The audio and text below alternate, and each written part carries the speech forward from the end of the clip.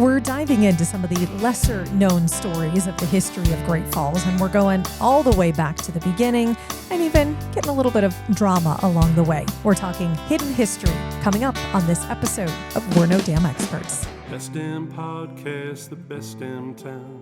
You want to get up, get ready to get down.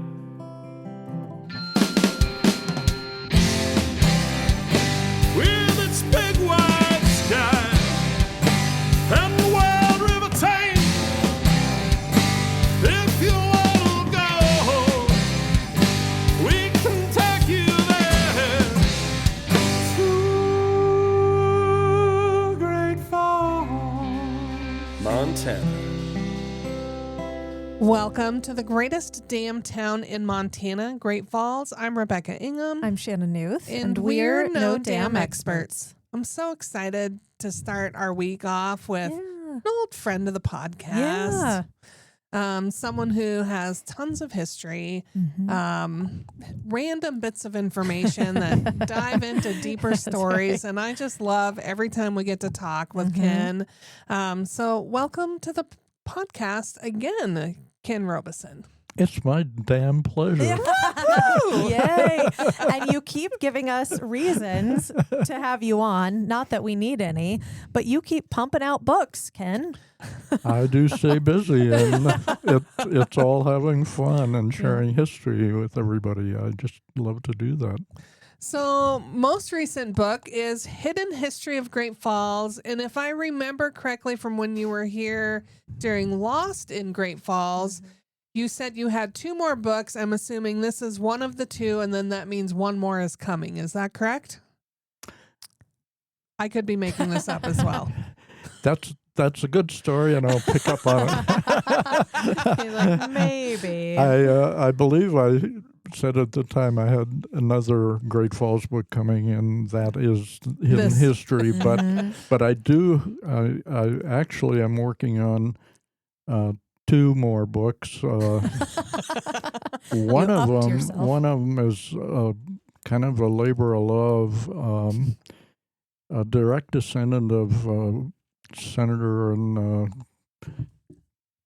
vigilante prosecutor Wilberforce Sanders, the descendant being Benjamin Sanders, and I are working together on a biography of Martha Edgerton Rolfe Plasman, and she is Montana's Renaissance woman. She's actually got two chapters in Hidden History. One chapter about her efforts in the 1890s to bring women's suffrage to Montana, and she almost, with the help of others in both Great Falls and Helena, the two towns took the lead, and they had Maddie, as I call her, Martha.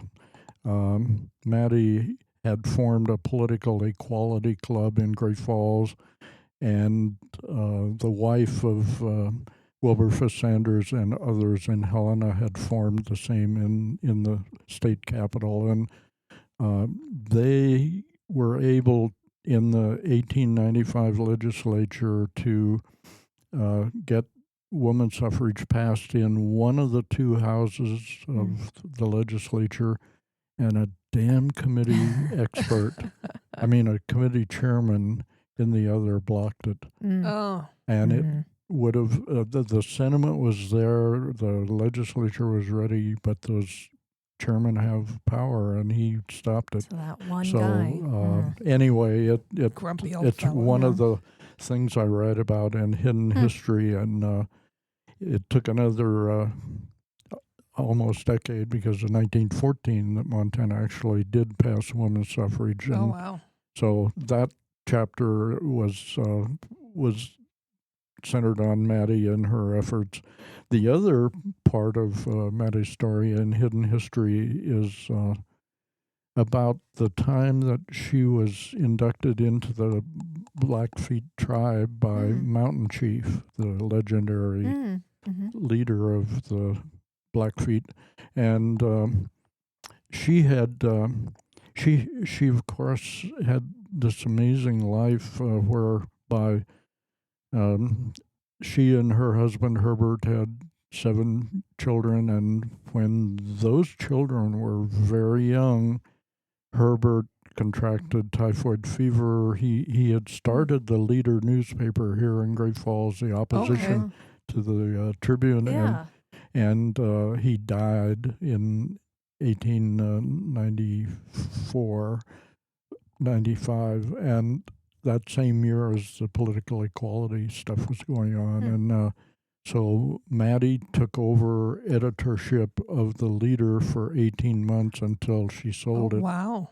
Hands-on, and in fact, the Anaconda Standard, which was becoming a pretty powerful newspaper in the 1890s, actually credited her with their comments were that she not only was a hands-on editor, but she had improved the Leader in her time as editor, which is pretty powerful compliment to her efforts. So she was that kind of a woman that could still handle those 7 young children, edit the Leader, and go on to many other things in her life, and among which was becoming Montana's most prolific historian. And she was able to do that because after she got several of her children through University of Montana in Missoula, and she had moved with 3 of her children to Missoula to do that. After that, she moved back to Great Falls, and she signed on with this very unusual group. It was called the Montana Newspaper Association. Chile and Rabin were the 2 guys in Great Falls that started this news service. So once a week, they'd prepare a 4-page insert for the weekly newspapers around Montana. So if the weekly was normally a 4-page or an 8-page paper, it would overnight become an 8-page or a 12-page paper. And it had stories, it had ads, it had women's articles, it had history articles, and she was signed on to do history. And of course, Maddie had come to Montana Territory in 1863, before it was a territory even, with her father and family, and her father became the first territorial governor, Sidney Edgerton. So here was 13-year-old Maddie in Bannock in 1863, 64, 65, soaking up all this vigilante and, all these exciting things going on around her, and she had a dazzling memory. And so anyway, she had spent almost her entire life in Montana. Everybody knew her. She could write to Mountain Chief in Browning and say, "Chief, I'm coming to Browning. Can I spend some time with you and get your story?" And at the same time, she'd write to John L. Clark in what was then Midvale. It's now East Glacier, where that Blackfoot woodcarver lived, John Clark.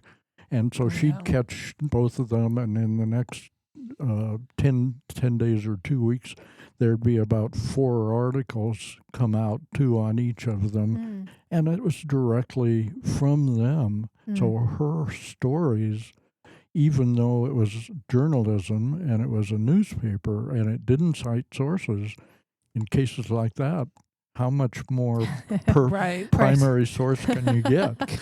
So much of what she wrote was like that, and it was really, really something. So that's one of my favorite parts of the book. Well, that's so exciting. Yeah.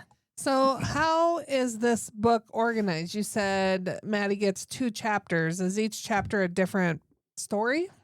Well, it is. The one is the political story about trying to pass women's suffrage, and the other is the story about her interaction with the Blackfeet tribes that led to her being inducted as a member of the Blackfeet. So, each of those will, there'll be a piece of the biography if Benjamin and I can distill her massive story down to book size. Book size. So is Hidden History organized each chapter as a different story? It is, absolutely. okay. And it begins kind of in the prehistory beginning with the last glacial ice age. Oh my gosh. We're going way far back here. Yeah. That's back 50,000 or 100. Yeah, well, that between must have been 50 a little bit harder to find some microfilm Right. on that. Well, and I didn't find too many witnesses either. Yeah, right. But the reason I began there is, glacial Lake Missoula is always in the news. And all you have to do is visit Missoula and look at Mount Sentinel or Mount Jumbo, and you see those scars, and they say, well, that's from glacial Lake Missoula. Who's ever heard of glacial Lake Great Falls? No, Yeah. not as many people as I would hope, I would suppose. And yet, glacial Lake Great Falls changed the course of the Missouri River from flowing into the Hudson Bay to flowing into the current course into the Gulf of Mexico or Gulf of America. And of course, that means what would have happened to Lewis and Clark? They'd have had no Missouri River to follow. Yeah. And what would have happened to steamboats to Fort Benton? There was no Missouri River. Yeah. I mean, that was hugely important to us. That's smart, Ken. I mean, I wouldn't have thought to go that far back, but that makes a difference because I mean, wouldn't if be we the same hadn't without had the river. we would have been screwed. Right. Yeah, we wouldn't be So here. I had to begin with that. that makes sense. You can't top that for being No. important to Right. us. That's true. I wouldn't even think about And it. Well, and there are some interpretive signs along the River's Edge Trail that talk about that. But I don't believe they hammer home the importance of the existence of the entire state of Montana. Right. And And the direction of history and exploration. We Well, should and- rewrite that sign. Right. And of course, if you'd had a steamboat during the time of glacial Lake Great Falls, and of course you wouldn't, but if you had, you could almost take that steamboat from Cut Bank to Glendive through the Ooh. series of glacial lakes. There was more than glacial Lake Great Falls. There was glacial Lake Great Falls and glacial Lake Glendive and so on. There was almost a continuous waterway between Cut Bank and Glendive. So, and today, of course, the geologists of the country for the past 75 or even 100 years have been dazzled by the combination of geological features that resulted from the outbursts from glacial Lake Great Falls that formed Lost Lake and the Big Sag. And actually, the interim course of the Missouri River was down Arrow Creek. Okay. If you can imagine, that massive valley was carved by that. Something crazy had to make it happen, and water and wind is the only powerful force that I could imagine. Arrow Creek Breaks is really the first time I ever went through it. It was like going into another planet, and I looked around, I'm like, how is this the first time I've been in this area? But felt the same way when I first went to the Big Sag. I'm like, what in the world? The landscape is just dynamically different. And that's what the geologists recognize. It's one of the most important series of geological features resulting from river that are in the country. So anyway, very important, and a lot of people don't know the story. And so I thought glacial Lake Great Falls Yeah. needed its visibility. I like that. It's a piece And we so, don't hear did you about. know there was a major battle between Jim Bridger, the famous fur trader, and his trappers and the Blackfeet right here in Great Falls? Oh, did not? No.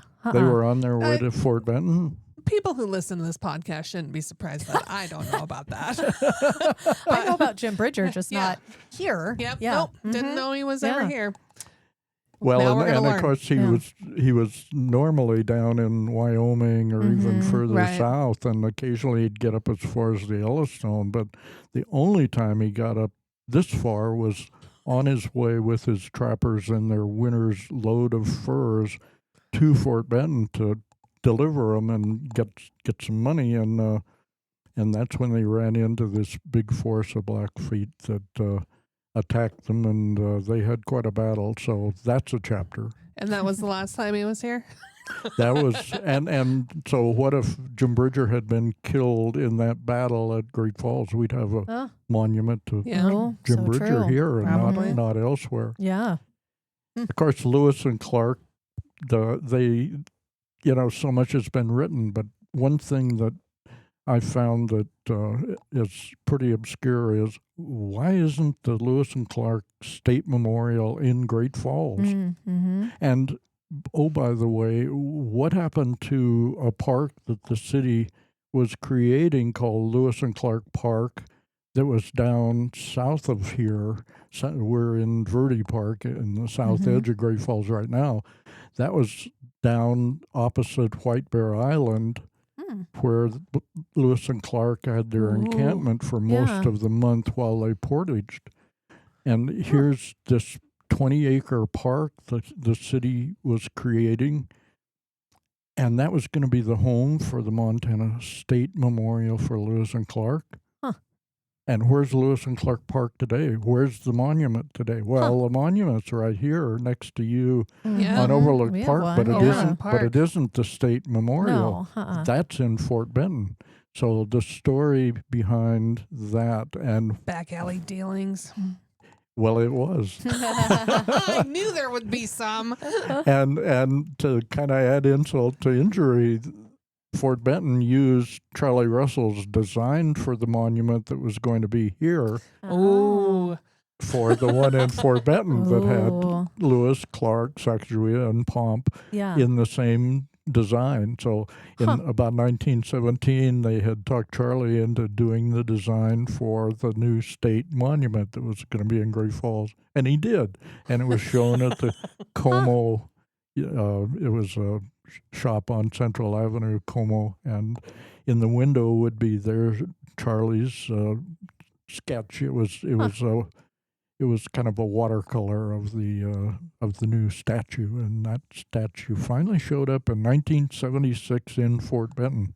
God Wow. dang it. We almost had it. But Fort Benton got a very fine statue, both statues by Bob Shriver, and Yeah. they're excellent. But it's still a pretty fascinating story, and I had to do some sleuth work to find out what happened to Lewis and Clark Park, because that existed until I think it was the 1960s when the city finally sold the land. And anyway, So you can hear it's a hidden story. Yeah. You get to learn more about that in the book. Mm-hmm. You gotta just think back in the day, there was a lot of things happening where people are like, no, I'll pay you this amount of money. You can have this. I'm taking that. Or people just came up missing, and all of a sudden, Charlie's artwork's now in Fort Benton. Right. And Charlie's artwork is also down at other art museums out of Montana, because Great Falls didn't step up and raise the money needed, which is one reason why I featured Josephine Trigg. This is Women's History Month, and bless Josephine Trigg. She and her family were very close friends of Charlie and Nancy Russell. Once Charlie and Nancy married and moved into Great Falls, their best friends really were the Triggs, Elder Triggs and Josephine. And Josephine, of course, during these years, her husband deserted her, and she went to work at the Great Falls Library as the children's library, and one of the first, if not the first, children's part of the library in Montana. And so she worked there for decades and became legendary. But when she passed on, and her parents had previously, they had this pretty immense collection of Charlie's work. Most of them were letters or memorabilia type things. A few were small oil paintings. But anyway, Miss Josephine, left a will that challenged the city of Great Falls to raise the money to build a museum, because this was 1951 when she died. He died in 1826, 1 century ago, by the way. Mm-hmm. And no museum had been built. They failed to raise the money to keep the mint and the silver dollar collections here. And Great Falls was sort of failing Charlie. Yes, they had his little studio open and they kept the house, but they couldn't show major art in the studio. It didn't have environmental controls. It didn't have security. And it was not really a museum. It was his working studio, and it was exciting if you had a museum too. Josephine challenged the city, and this time Great Falls came through, raised the money, and the very first tiny little museum to Charlie Russell was actually named the Trigg Russell Memorial Gallery. Oh. And that has grown to what you see here today with the world-class Charlie Russell Museum. Now, think of this. If Josephine had not left that will, Right. would the city have ever built that first museum? I'm going to go with no. Would we have the museum that's here today? Would we have had Art Week last week and every year? It's incredible, and that's one cornerstone. You know. So, Ken, do you know what happened? I'm going to tie these two stories together. Do you know what happened to Charlie's watercolor sketch of the Lewis and Clark State Memorial? Is that sold somewhere? Is it in the archives at the Russell? Is it Good question. hidden away somewhere in Fort Benton? Them dirty, Probably Fort Benton. I think I know, but I'm not going to guess. So let me say I owe you an answer. Yeah. Okay. Ooh, you stumped him. Yeah. He thinks he knows, though, which means he knows. He just wants to confirm. He wants to verify. Yeah. Another hidden story. So from about 1891, when the first combination of a smelter and a refinery opened across the river in Black Eagle, Smelter Hill took shape as this massive copper refining industry, and Great Falls became part of Montana's hugely important, nationally important copper story. Copper mined in Butte, smelted in Anaconda, refined in Great Falls, electrified the world, and you know the story. So why did that smelter refinery come to Great Falls? Who brought it here? Paris Gibson. The dams. No. Paris was doing some good things, like he was encouraging the dam to be built at Black Eagle, and he wanted industry, so he was talking. But the decision was made by Thomas Couch. Who knew? Who's Thomas Couch? I was just going to ask you that. I don't I feel like I recognize the name, but Couch. it's maybe because I just know some couches, so I don't. Yeah, Well, I and know from a Havre. Couch used to be a sheriff in Lewistown. Thomas Couch was the director, the manager of the Boston and Montana company in Butte. He made the decision with the support of the Boston and Montana management back in Boston to join forces with Great Falls. And this was before Anaconda, so a refinery came here as well as the smelter. The smelter eventually left because Anaconda took that over. But Thomas Couch then later left Butte, and the management of the company came over here to manage the new operation here. He bought Robert Vaughn's ranch in today's Vaughan and raised racehorses, and there's a great old barn that's the Couch Barn in Vaughan. Still where standing? those racehorses were housed, and that's Thomas Couch. He later, by the way, by the early 1900s, went on to California, and he started the gold dredging, reworking the mining claims in that massive California gold rush. He started the gold dredging of all that and made a fortune. He'd already made a fortune, but he was really one of the great, most powerful and important miners in Western America, and yet nobody in Great Falls hardly knows about him. Yeah. Mm-mm.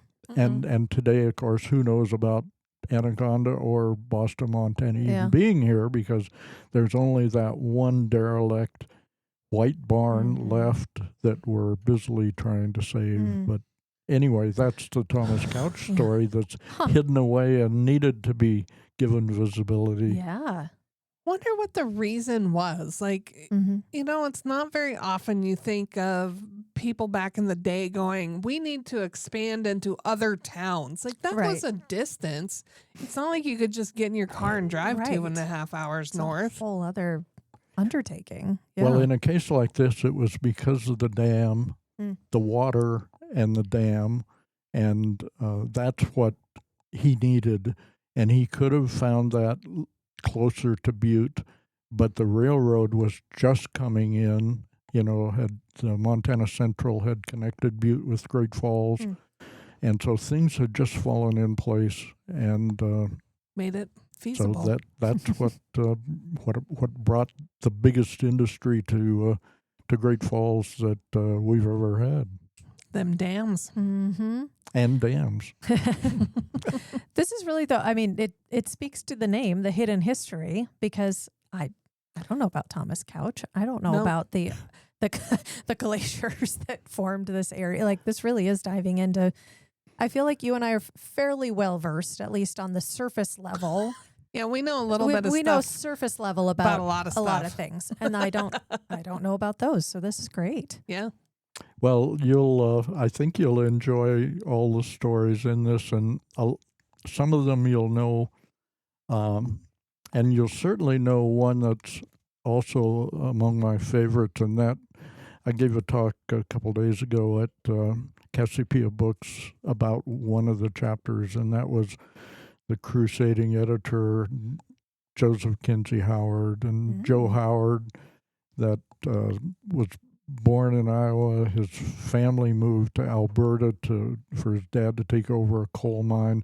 Then his dad deserted the family, and a lot of people leaving. Yeah. And eventually his mother and young Joe Howard came to Great Falls from Alberta, and Joe entered Great Falls High School, and at age 17 he graduated the next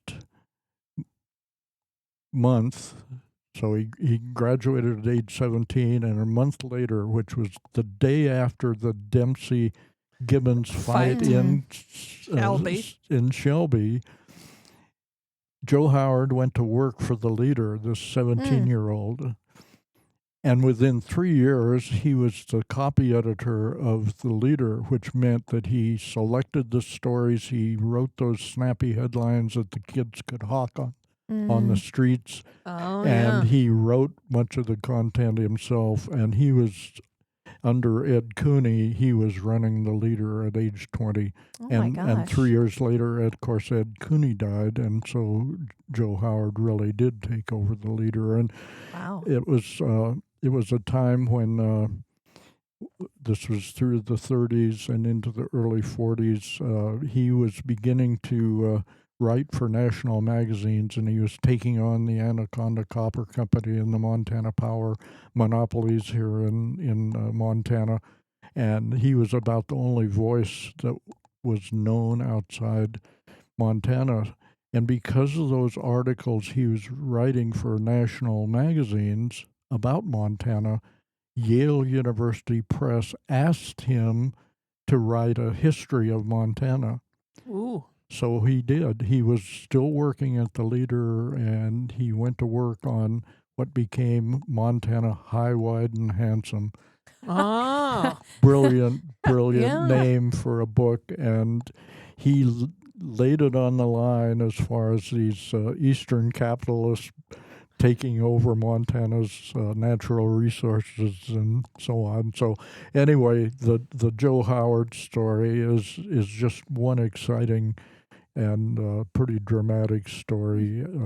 And I thought he's a Great Falls guy, and nobody's ever written a book about his Great Falls years, what he did in high school. And so his early years are in there, as well as his big claim to fame.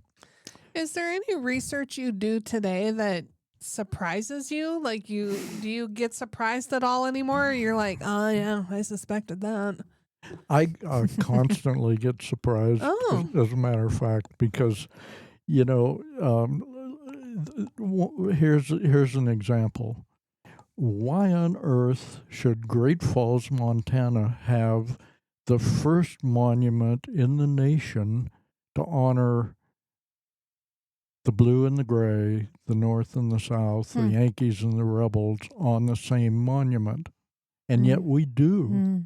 And why don't Civil War buffs from all over the country come out to Highland Park, go to Veterans, Soldiers Plot, it's called. And in Soldiers Plot is this array of graves of Civil War veterans and other wars, and this monument that has a cannon that was in New York Harbor and had fought on both sides in the Civil War. It had been captured and recaptured and then placed in New York Harbor, had to be removed with other things when the Statue of Liberty was put in place. So Great Falls had asked for a cannon to be put, and it came here. And at that time, we had living in Great Falls a Medal of Honor recipient by the name of Josiah Gregg. Josiah Gregg isn't recognized as a Montana Civil War Medal of Honor guy because, of course, he went into the war from Ohio.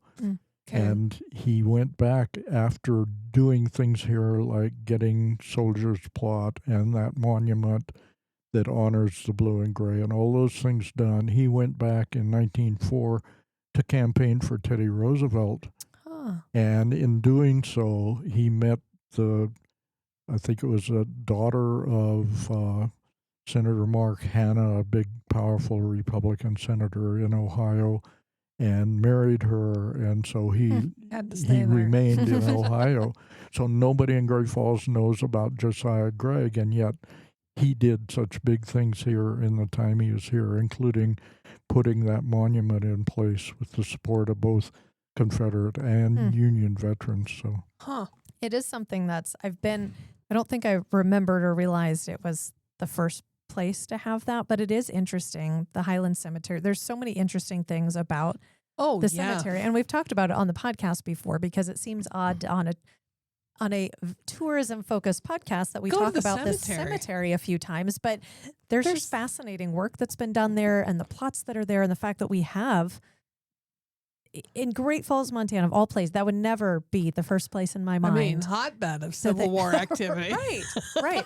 Well, and one of the neatest thing that's been done at Highland, it's just been done in recent years, and that is every cemetery of the past has a pauper's field or anyway, a field with no gravestones, but many interred poor and abandoned people. And there's a huge section of old Highland here that was that way. And they have now put up a sign that identifies all they know, and they do probably have very good records for the 1,000 or so that are buried in Soldiers Plot. So, not in Soldiers Plot, but in Pauper's Field. So there's another little story that I will take you down. Please do. This one you've probably heard more about, and it's a combination of the granddaughter of Thomas Couch, and that's Sue Ford. Oh. And she married Charles Bovey. And Sue Ford and Charles Bovey, both with silver spoons in their mouth, rich kids, came together in Great Falls and became Montana's first great historic preservationists. And the first thing they did was put together a really innovative block of an old town. And it was called Old Town, and it was in the Industries building, Trades and Industries Oh, okay. building Okay. over at the current fairgrounds, and there was that whole building was filled with, I don't know, it was about 8 or so historic buildings that included things like the historic Joe Sullivan saddlery from Fort Benton that had actually been where the 1865 treaty with the Blackfeet had been signed. Ooh. It had been the Blackfeet Agency before Oh, wow. Joe Sullivan got it and took it over as a saddlery. So very historic building. And when Joe Sullivan died about 1940, his daughters had inherited it, and they were going to have it torn down because it was really an old building on Front Street in Fort Benton, and they needed to put something more modern there. So Charles Bovey went down, talked him into giving it to him. He took it apart, brought it up to Great Falls, and it became kind of the anchor building in that old town. So from 1941, for the next 20 years, year-round, not just during fair season, you could visit Old Town, And all there'd these be old buildings. Wow. there'd be workers there, saddle maker, and there'd be guys role That's playing. really cool. Oh, I'm It was- mad. It was Mhm. incredible until 1961. What happened? The Cascade County Commission stupidly Uh-huh. asked Bovey to remove Old Town. And it wasn't because it wasn't getting business, because they figure something like 500,000 people had visited it over the 20-year period. So year-round, there were people coming to see that. But they wanted to expand 4-H, FHA club displays, and so get rid of your Old Town. Weren't there other buildings Charlie for didn't that? get rid of Old Town. He took it to Nevada City, which was down beside Virginia City. And by then, Sue and Charlie had been buying building by building. They'd been buying Virginia City. And Virginia City buildings were derelict. It was a failing ghost town. And Nevada City was a complete ghost town. Just didn't have any buildings left there. So he started recreating Nevada City, and he built Virginia City into what it is today, where they get something around, I think it's between 400,000 and 600,000 visitors a year. It's got to be about the third most visited place for tourists beyond the 2 national parks in Montana. And they did that before preservation laws were national and so on.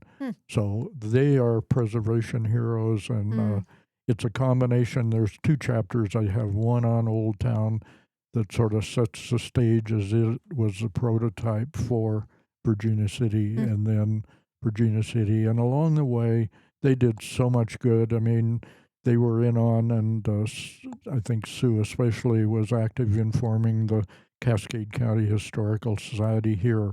Sue, for 30 years, was on the Montana Historical Society board. She's the first woman president of the Montana Historical Society board, and so on. So they became important both statewide and nationally, and it all started right here in Great Falls. Wow. Is the buildings of Old Town in Nevada City, or is that just They are. I mean, you can go and find the Joe Sullivan saddlery beautifully cared so how for do we there. get that back? That's exactly my thoughts. Running for county commissioner. Here we go. Get that back. That's right. So, Ken, during the appraisal fair that we had the honor of hosting, the Montana Historical Society Appraisal Fair, I know you were there, but my memory's not good because I'm, super old and don't remember everything. But there was a painting of Sue Ford Bovey.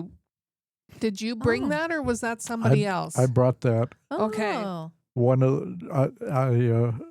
in the 1990s, I was spending half time here in Great Falls or in Montana, and the other half in Northern Virginia, still working. And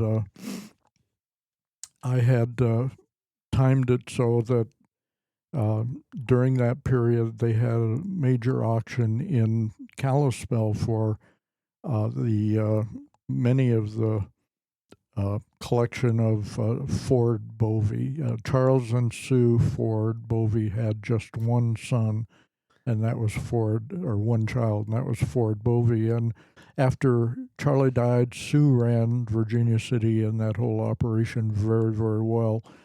She passed away then, and Ford took over, and Ford had problems. Didn't do it as well as Sue. And so anyway, skipping by that, Ford's things were on sale at this auction in Kalispell, and there were a couple of paintings that I knew I couldn't afford. One was of Robert S. Ford, the big rancher who Okay. was also, of course, part of Sue's heritage, but there was this painting that Fred Dana, the Great Falls artist and the ranching artist, had painted of Sue, and somehow it stayed within my meager means, and I was able to pick it up, and I've kept it ever since, and it's in the book, as a matter of fact, and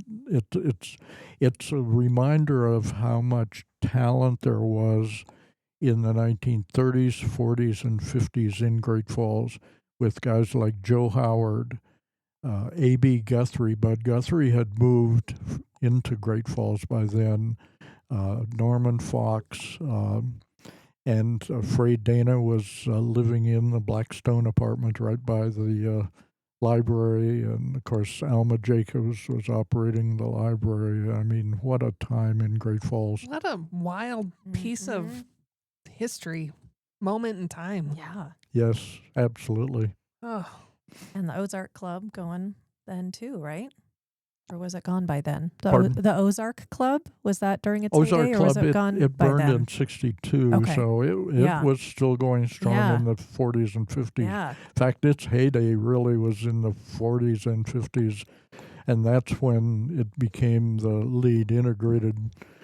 You could dance black and white and things like that you couldn't do in other places in Great Falls in the 40s and 50s. And What we a were time. happening. Yeah. We Sure still were. are happening, but Just in different ways. Yeah. Yeah. I also see, Ken, something I'm curious about, because there's a little structure in Gibson Park by the name, but you got something on Vinegar Jones in here too. ooh, yeah, I think it was 2001.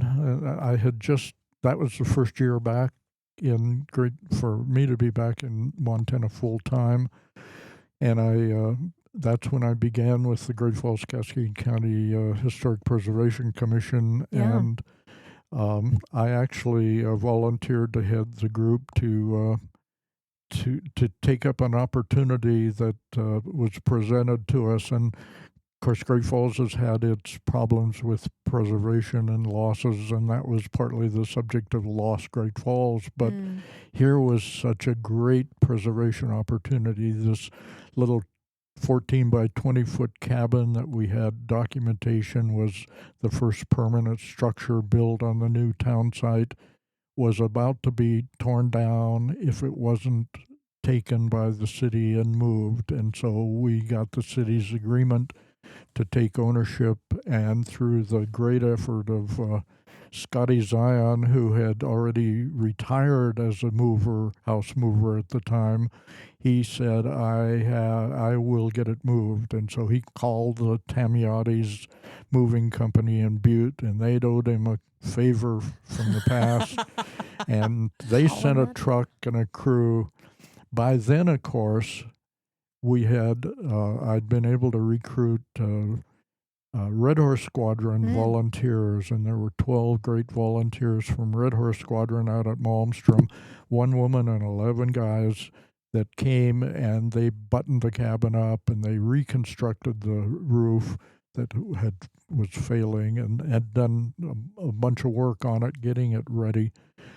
And so that was the way it sat over a winter. And the next spring, that truck from the Tamiati showed up, and there, going through the streets of Great Falls, was the Vinegar Jones cabin on the back of a truck headed to Gibson Park. And by then, we'd worked with the park and rec people and had set up the foundation, the center of Gibson Park. They allowed us a really premier location.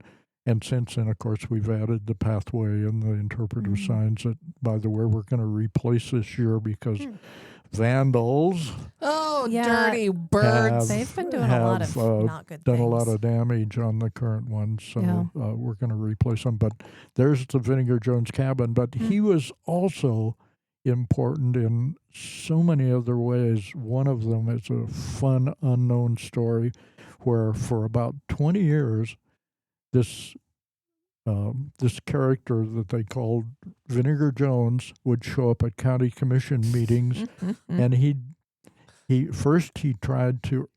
urged the county commission to put signs on the Mullen Road, because even though the Mullen Road doesn't come right into Great Falls, it goes north by Benton Lake, but it also goes on west by Fort Shaw and by on over a Birdtail Divide and on down to the Dearborn. So very important part of Cascade County's involved in that. And when the county commission, and he was afraid, and this was in about 19 teens and 20s, and he was afraid that everybody was forgetting about it and it would fade from memory, and he was determined not to let that happen. So when the county commission, after much berating by him, wouldn't put signs up, he put his own signs up, and he put these big green and orange signs, and they marked the Mullen Road. And since then, we've worked with the Montana Department of Transportation, and they have signs like at Vaughan, which is Sun River leaving, and at the Dearborn and Fort Benton and at Fort Shaw and Sun River Crossing and so on. So it's marked now, but it wasn't back in Vinegar's day. So the story of that. And the final thing with Vinegar Jones was he was probably the only guy in Great Falls that took on Paris Gibson, and he paid a price. He was his middle name was Gibson. Oh. He had to change it. So the Gibsons were in his family. He was a cousin of Cousin Paris, he called him. And Vinegar had a contract with Phil Gibson to build Phil's house on 4th Avenue North. Okay.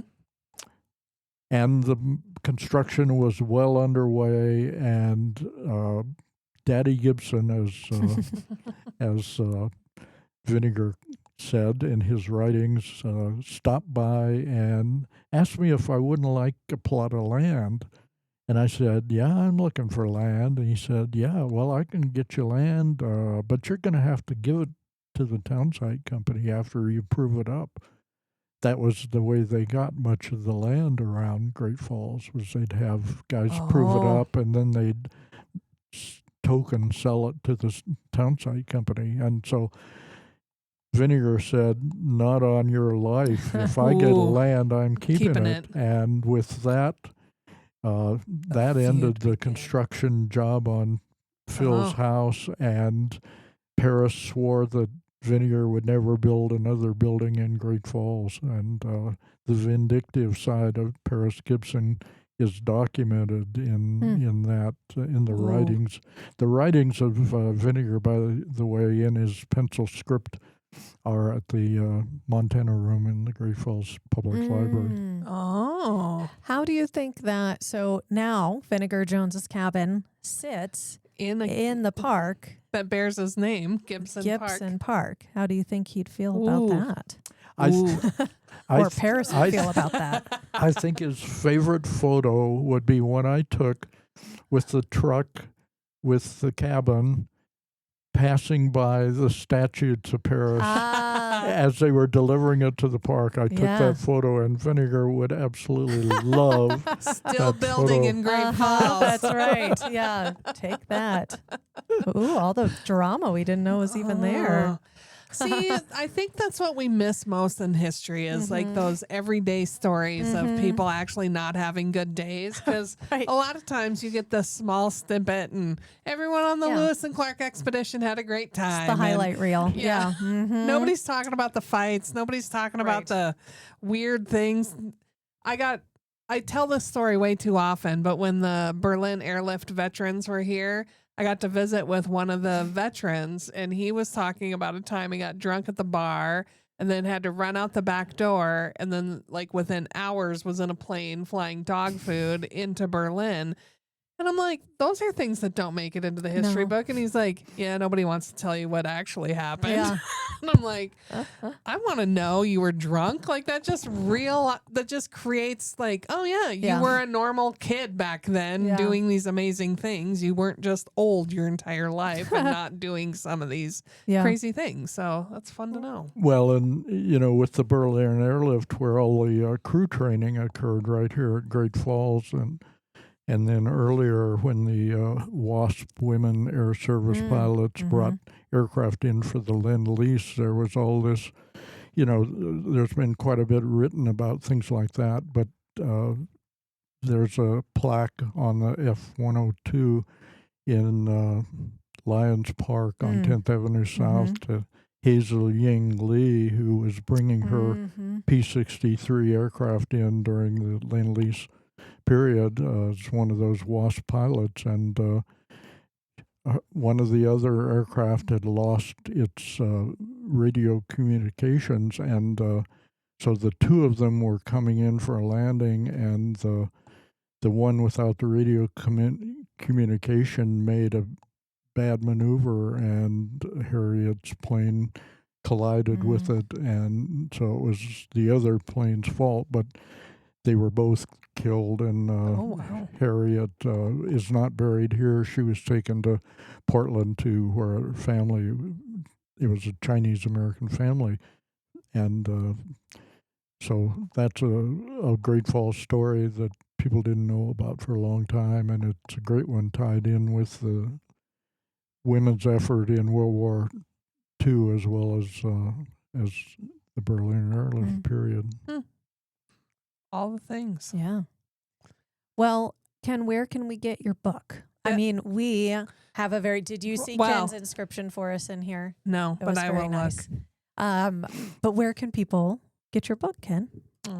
Well, they can come on the 11th, the second Saturday of April on the 11th at 1 o'clock to the History Museum, and I'll be giving a talk there. Actually, I'm going to be talking about the Bovies, and I think I'll probably also talk about one of the things we didn't talk about today, and that is how important the river has been to Great Falls and how there were steamboats that actually ran from here up to Helena and things like that. So you don't see those pictures very often.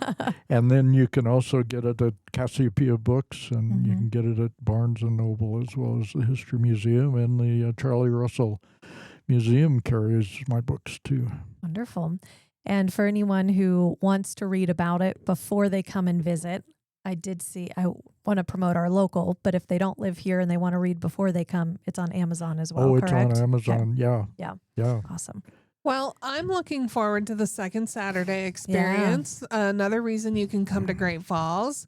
I'm also going to put this into the universe that we'll have a day with the Kens coming up with another historic effort here in our community that you likely don't know anything about unless you start reading Hidden History. I saw that there was a little mention of this. So look forward to the two Kens on our podcast in the future. Yes. And get here to Great Falls and experience all the things that are here now and learn about what was here or what could have been here or what could not have been here. Right. the all entire the- town. a bunch of big questions.